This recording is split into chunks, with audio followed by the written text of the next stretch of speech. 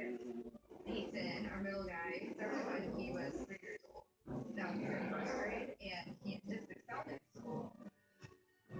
He's learned so much on ABC Health. Every year, there's something new and exciting for him to do.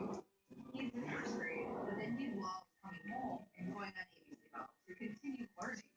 He's reading the books, he's singing the songs, he's doing math. The day he started reading was amazing.